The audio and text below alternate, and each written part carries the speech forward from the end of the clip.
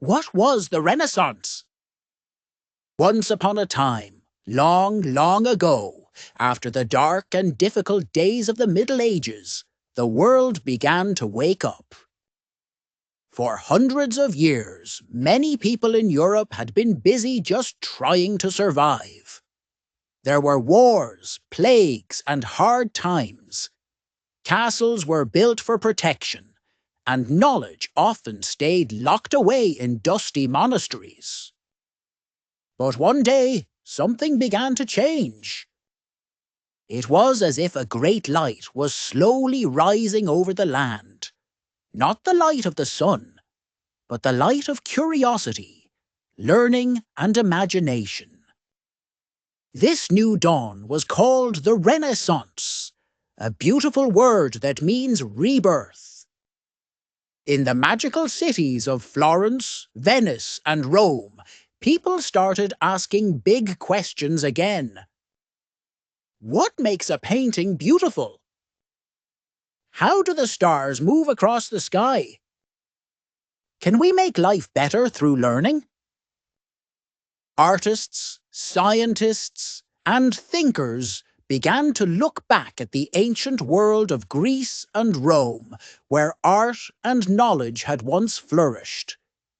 They wanted to bring that wisdom back to life. In Florence, a young artist named Leonardo da Vinci filled notebook after notebook with sketches of flying machines, human bodies, and mysterious inventions. He painted a woman with a secret smile.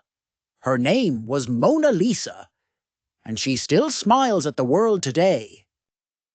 In nearby Rome, Michelangelo lay on his back for years, painting the ceiling of the Sistine Chapel.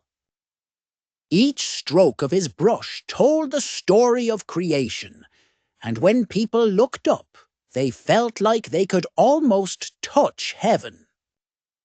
And in Germany, a clever man named Johannes Gutenberg invented a printing press, a machine that could copy books much faster than any monk's hand. Suddenly, ideas spread across Europe like wildfire. People read, shared, and dreamed. The Renaissance was not just about art. It was about awakening. Astronomers like Galileo looked at the stars and discovered that the Earth moved around the sun. Explorers like Christopher Columbus and Ferdinand Magellan set sail to see what lay beyond the horizon. Musicians, architects, and poets all joined in this great rebirth of wonder. As night falls over the Renaissance cities, imagine the soft glow of candlelight in Leonardo's workshop. His paintbrush rests quietly in a jar. Outside, the streets of Florence hum with music and laughter.